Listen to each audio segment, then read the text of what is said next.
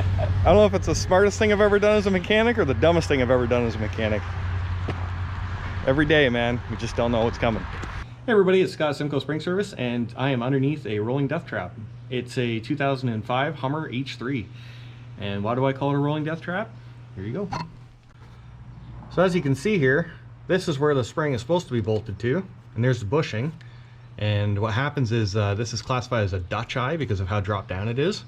And what happened is it snapped and it flew backwards.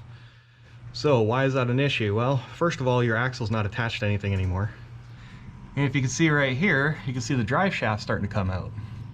So as you can see, the eye snapping is not a massive problem, but when it slides back like that, then the axle becomes loose.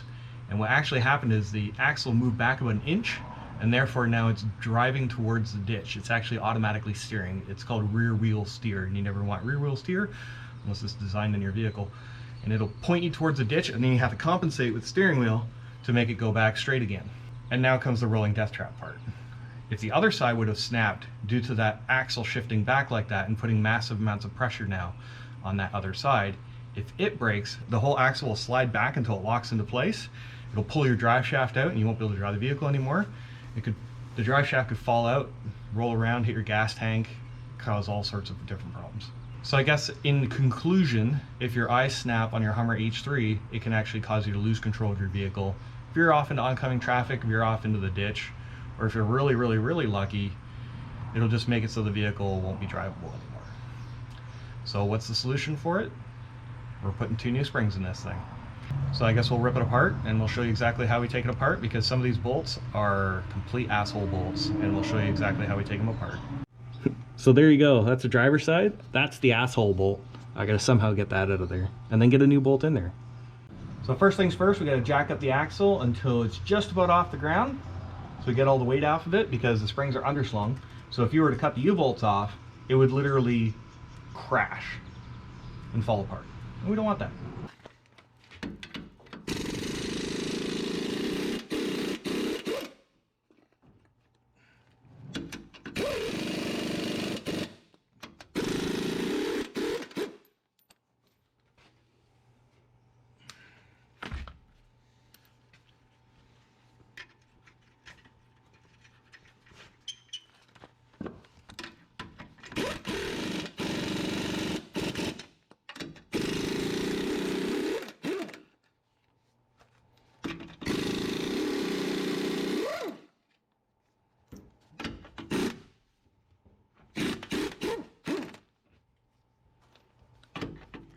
All right, I want to grab the end of that spring.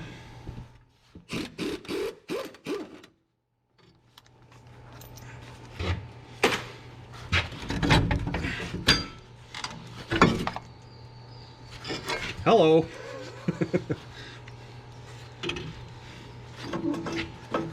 Slid out of here. Come on, baby.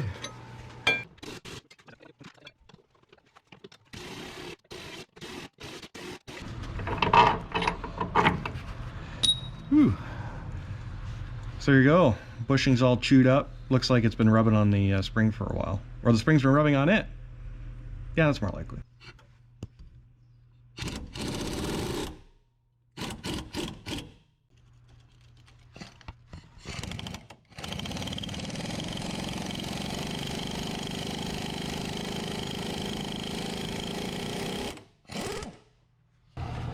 Can we spin that out or knock it out or pull it out? Pull it out.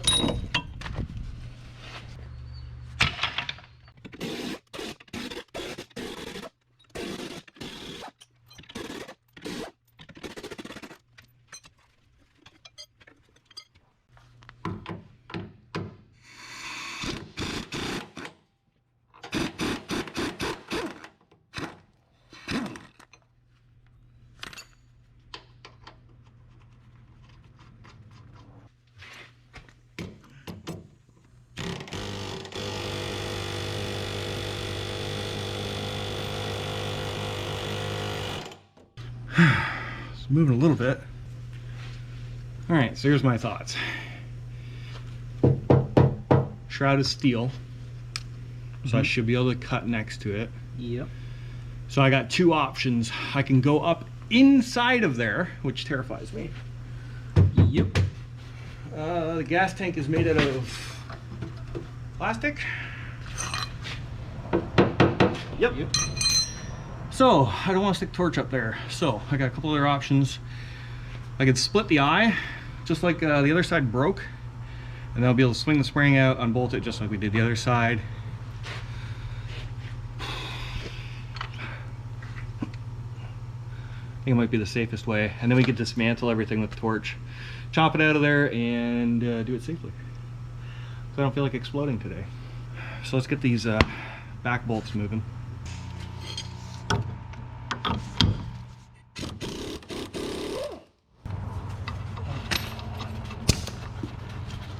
And blast it out of there.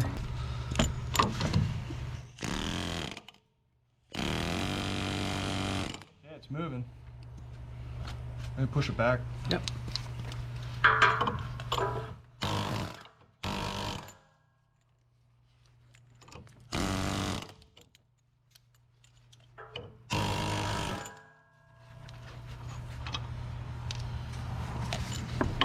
I don't want to knock the bolt all the way out until we get the front cut, because I want it to be able to swing out. I don't want it to fall on me.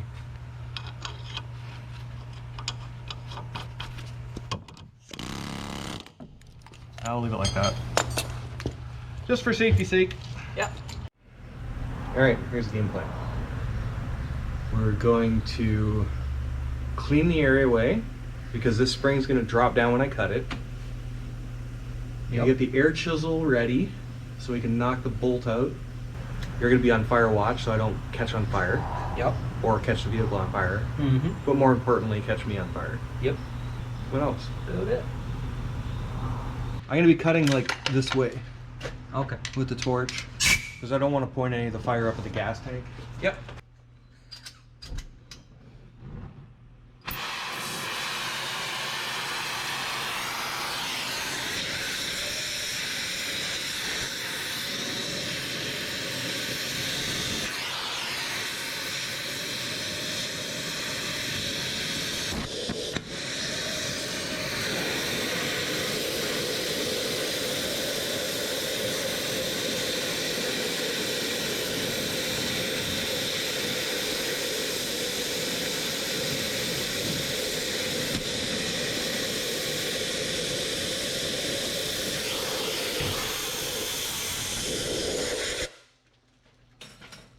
Ready? Ready? Yeah. All right.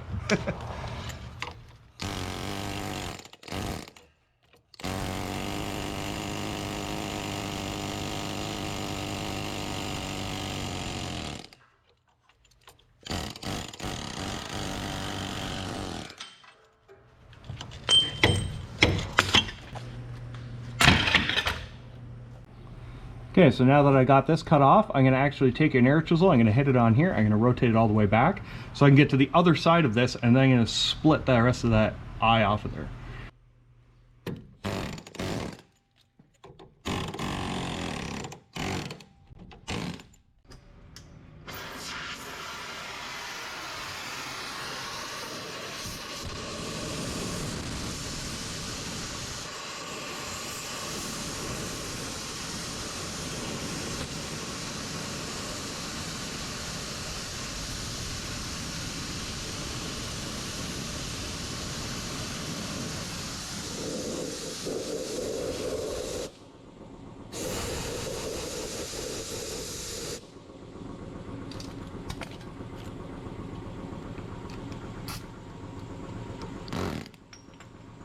Alright, so now I'm going to have to split this sleeve off of here and then rotate it around, split the sleeve on the other side. And this is where the fire watch really makes a difference.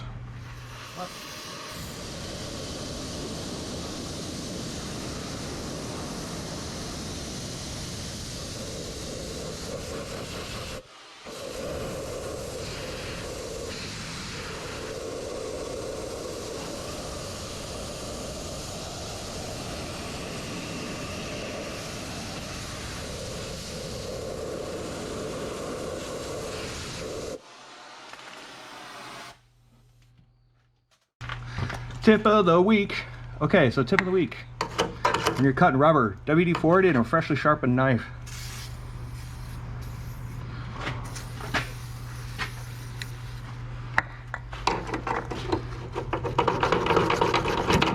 Cuts it like butter. Look at that.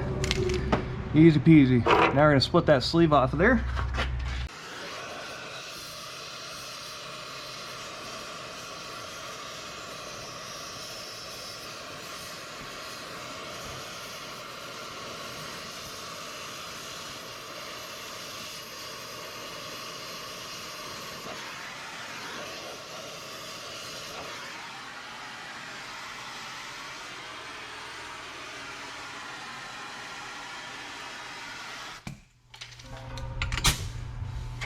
I don't know if it'll split off of there or what.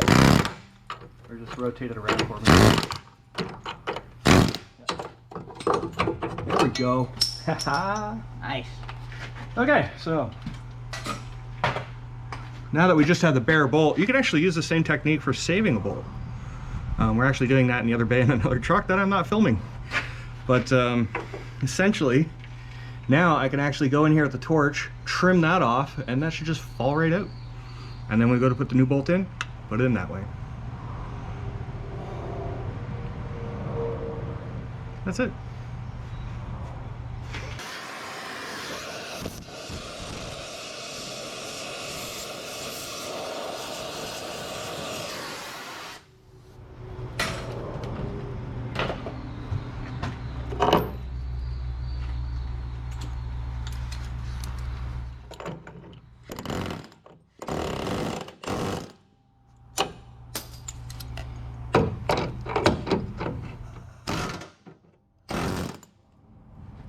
See, it worked perfectly.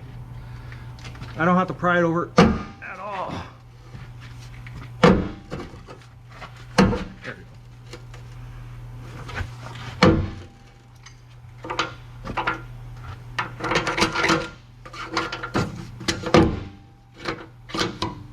go. So a couple disclaimers. Is it the most efficient way? No. It isn't. Is it cool? Absolutely.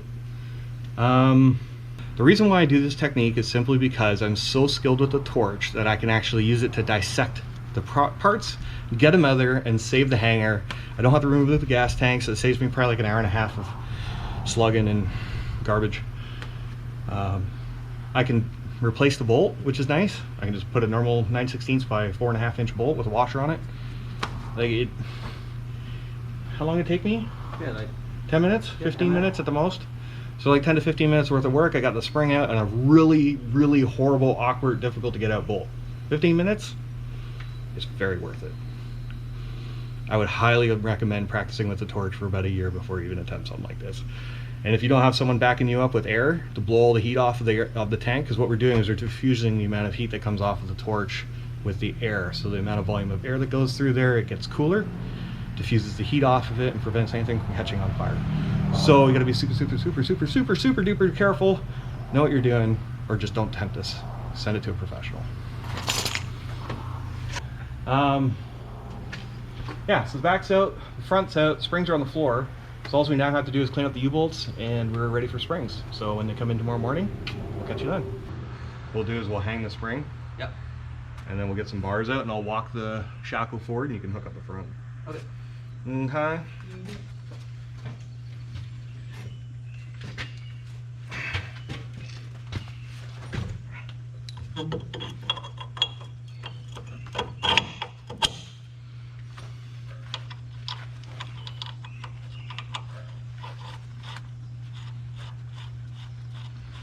Okay, just let that swing down. Perfect. Got some bars. I'm gonna pry this forward like so.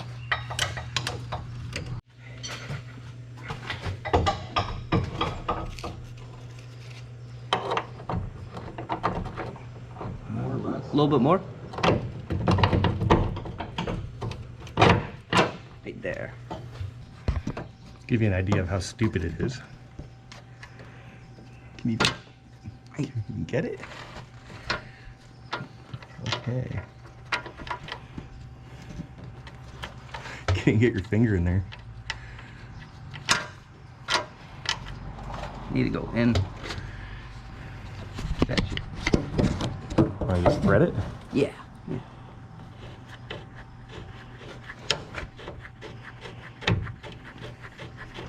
Did that catch? I think so. Yep. So you just put a little pressure on there and thread the nut in. So now we can get up in there with a little open end wrench and give her a snug.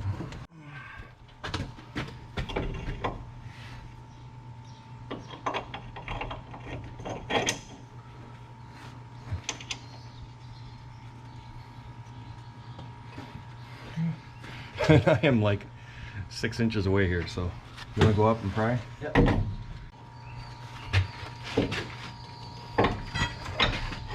you go. Yeah. Okay, you got to go a little bit more. Whoa, too much. Right, or a little bit more.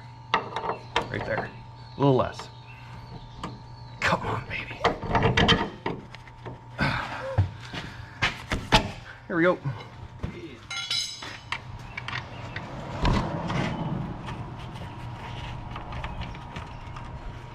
See, this side I got tons of room on.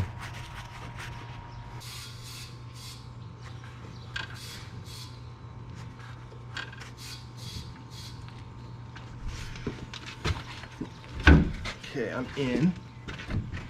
You're in-ish. Slide this one in all goofy like.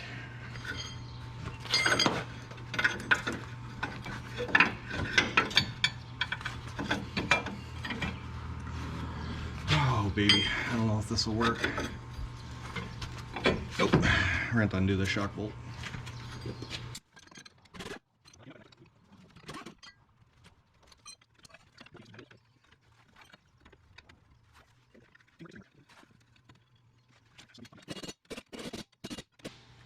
So when you're tightening U-bolts, you got to make sure that they're all nice and even before you do your final tighten.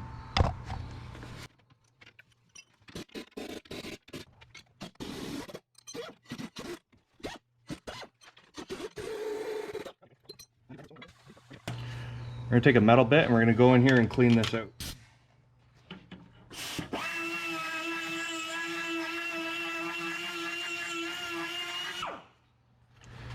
So now, goes in perfect.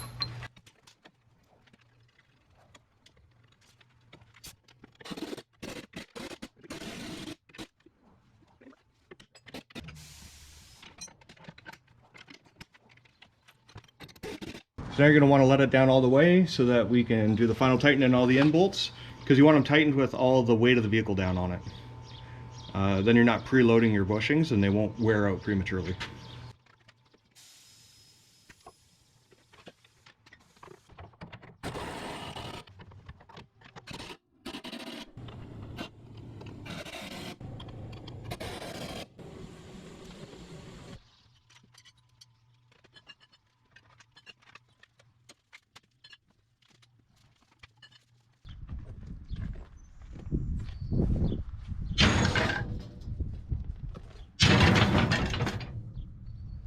So there you go, guys. That's tuning springs installed in the Hummer H3.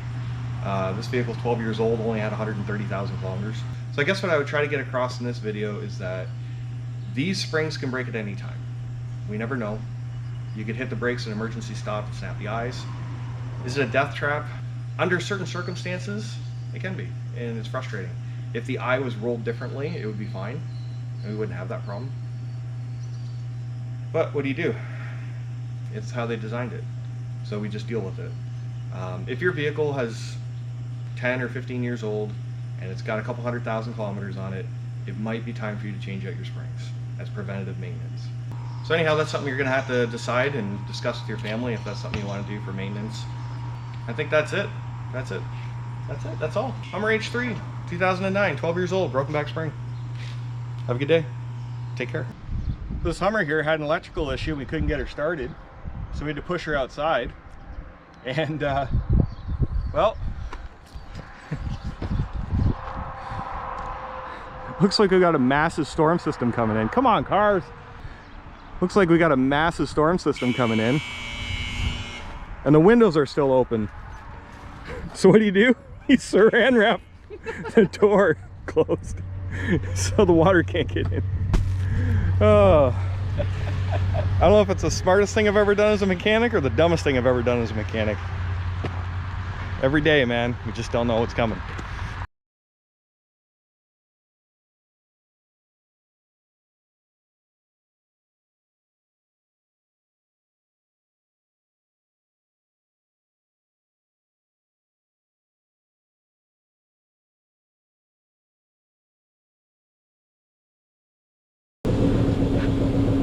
There you go, there's your messed up bushing.